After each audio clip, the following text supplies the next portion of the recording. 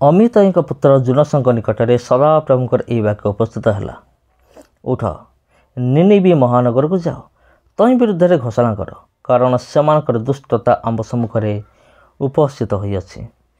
मात्र जुन सदाप्रभुଙ୍କ छामुर तर्शीश को पलाई जीवा निमंते उठिले और जाफा नगर को जाई तर्शीशगामी एक जहाज पाइले, तो से तहीर भड़ा दे सदाप्रभुଙ୍କ छामुर तर्शीश को सेमानक संगे जीवा निमंते से जहाज चढ़िले।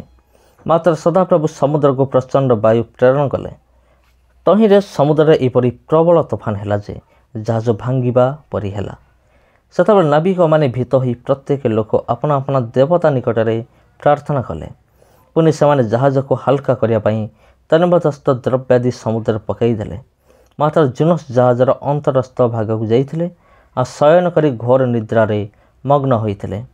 तहिरे जहाजर अध्यक्ष ताहांक निकट आसी कहिले, हे निद्रालु कौन करुअछ, उठ तुम परमेश्वर निकट प्रार्थना कर, किए जानी परमेश्वर आमान विषय मनोज करेंगे, आमे माने विनष्ट नहिबु।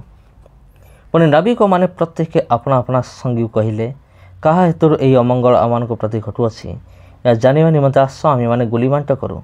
तो से गुलीमाट करते जुनस नाम गुली उठिला। आ सेतबेले सेमाने तांको कहले, कहा हेतु यही अमंगल आमान प्रति घटिअछि, ता आमान कुह, तुमे क्यों व्यवसायी और क्यों ठारू आसीअछ, तुमर क्यों देश और तुमे क्यों गोष्ठीर लोक। तेणु से कहले, मु जने ब्रिय।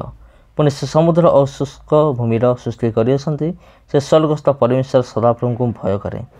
एथिरे सही लोक माने महाभीत होई तांको कहले, तुमे एक कर्म करिअछ, कारण से जनाइथिबार सेमाने जानिथिले जे से सदाप्रभु को छामुर पळाई जाउछन्ति। सेतबेले सेमाने तांको कहले, समुद्र जेपरी आमान प्रति सुस्थिर हबो, एथिपई आमे माने तुम प्रति कौन करिबा, कारण समुद्र बेलकु बेल प्रचंड होई उठिला। तही से सेमान कहले, मते धरी समुद्र पकई दियो, तही समुद्र तुमको प्रति सुस्थिर हब, कारण मो सखस तुमको निकटरे यही महातोफान उपस्थित होइअछि बोली मु जाने। तथापि सही लोक माने कूल को फेरी जीवा निमंते बड़ जत्न रे आहुला पकाइले, मात्र सेमाने पारले नहीं, कारण समुद्र सेमानक प्रतिकूल रे बेलकु बेल प्रचंड होई उठिला। ए हेतु सेमाने सदाप्रभु निकट प्रार्थना करी कहले, आमे विनती करुछु, हे सदाप्रभु आमे माने विनती करुछु, एही मनुष्यर प्राण सकाशु आमे माने विनष्ट न हो। पुणे निरपराध रक्तपात दोष आमानक उपरे न वर्ताओ, कारण हे सदाप्रभु तुमे अपना इच्छा मत कार्य करिअछ। एथिरे सेमाने जुनस को धरी समुद्र पकाई देले। पुणी समुद्र अपना प्रचंडतारू निवृत्त हैला। एथिरे सेही लोक माने सदाप्रभु को अतिशय भय कले और सेमाने सदाप्रभु को उद्देश्य बलि उत्सर्ग कले और नाना मानत कले।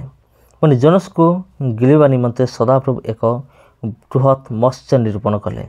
पुणी जोनस से मत्स्य उदर 3 दिन और 3 रात्र रहिले।